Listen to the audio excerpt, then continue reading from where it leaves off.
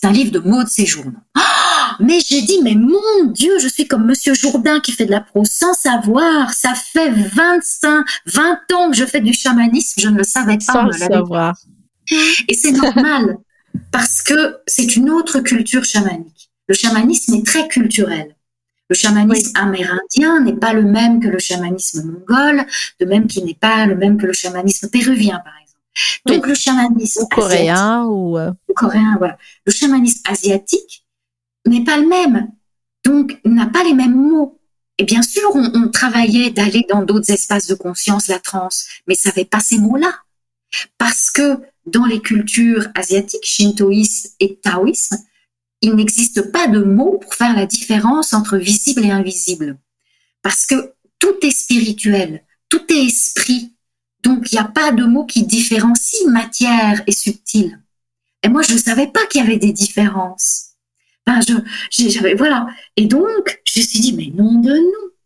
Donc, je me suis formée au chamanisme au tambour, voilà. Et je me suis formée d'une manière non culturelle. C'est pour ça que j'insiste en disant ici à la chamanie clinique, qui depuis la vision existe, ici on pratique un chamanisme du 21e siècle, c'est-à-dire non culturel, parce que dans les chamanismes culturels traditionnels, on te donne une cosmologie, c'est-à-dire on te donne une organisation de l'univers et qui est définie. Or, dans un chamanisme contemporain, tu n'adhères pas à une organisation déjà préétablie, tu trouves la tienne. Et c'est ça qui est très important et qui différencie ce qui est proposé à la chamanique clinique, ce qui est différent proposé ailleurs, c'est qu'on ne va pas chercher un chamanisme où on nous donne déjà ce que j'appelle nos cartes de l'invisible, nos explications, on va les chercher nous-mêmes. On se réapproprie notre relation à la spiritualité, au chamanisme et au subtil. Et je trouve qu'à l'époque actuelle, c'est très important parce que on vit une époque de retour de souveraineté et donc à nouveau repartir dans donnez-moi une culture chamanique, s'il vous plaît, je vais adhérer à telle et telle culture qui n'est pas forcément la mienne, mais peu importe, j'adhère à quelque chose qui est déjà préétabli, n'est pas souverain à mon avis, mais retrouver sa propre relation souveraine, c'est ça qui est libérateur, c'est ça qui est désobéissant, et c'est ça qui permet après à tout à chacun de retrouver la plénitude de sa conscience et l'utilisation de toutes les potentialités de notre conscience, et non pas croire que c'est réservé à certains peuples, à certaines cultures ou à certaines personnes. Oui. Après, le mariage pour tous, le subtil pour tous et toutes. Corinne Sambrin l'explique bien dans ses ouvrages.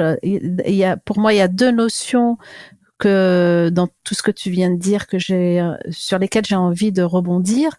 La première notion, c'est la transe qui est commune à finalement à tous les chamanismes, que ça soit au tambour, aux plantes, en Amérique du Nord, en Amérique du Sud ou centrale, ou en Sibérie ou en Mongolie.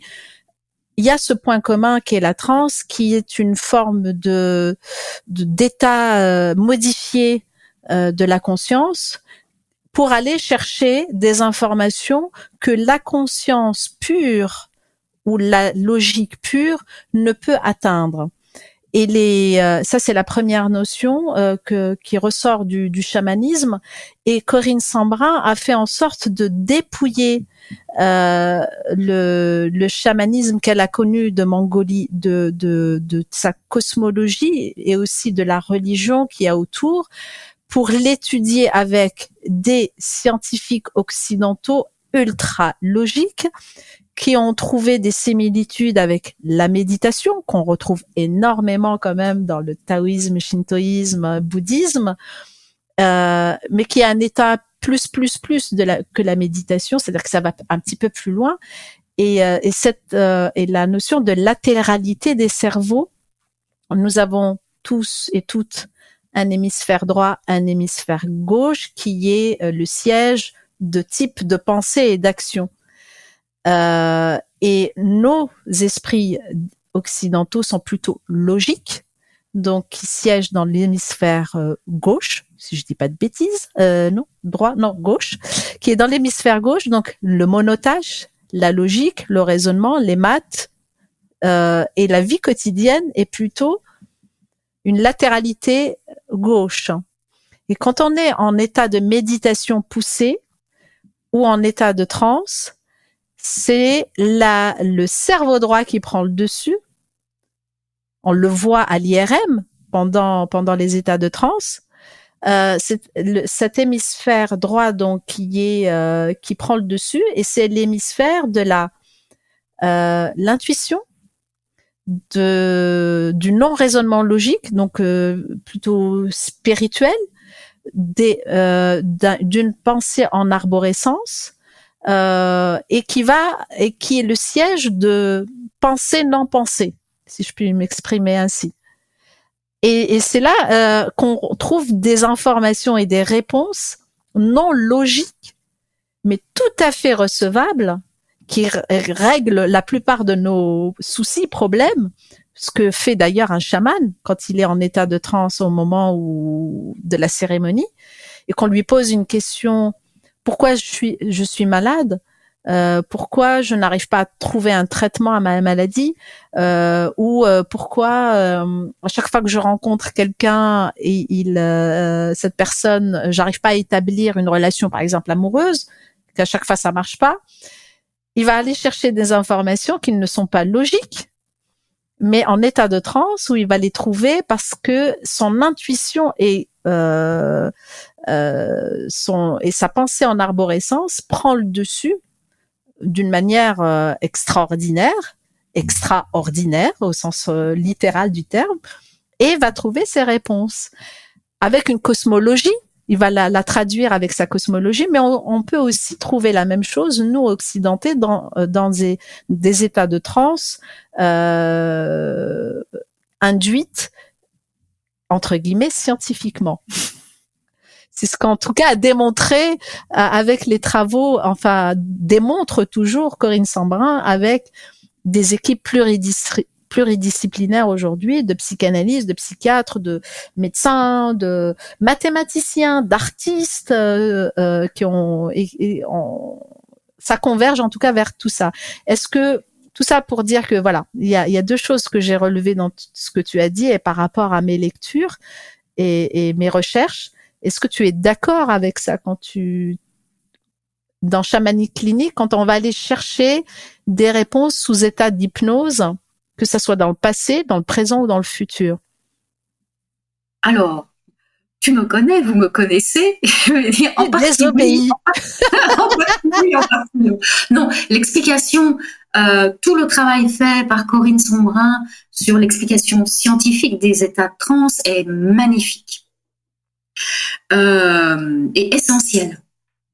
Maintenant, je vais juste revenir sur 2-3 termes sur état modifié de conscience par rapport à la transe. Donc transe, qu'est-ce que ça veut dire? Transe, ça veut dire passer d'un état à l'autre, passer d'un point A à un point B.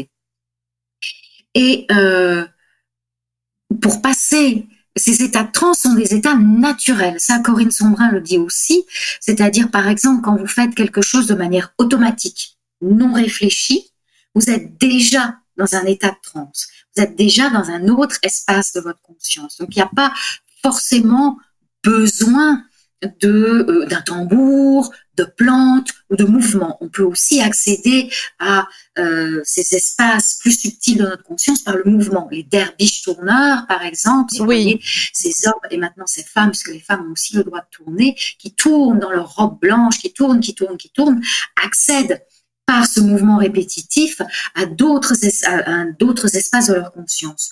Pour moi, il n'y a pas d'état modifié de conscience. On ne modifie pas notre état de conscience, on accède à un état de conscience plus élargi. On ne modifie rien. Simplement, on a notre conscience pleine et entière a une telle capacité d'emmagasiner des informations qu'on ne peut pas, dans notre vie quotidienne, gérer toutes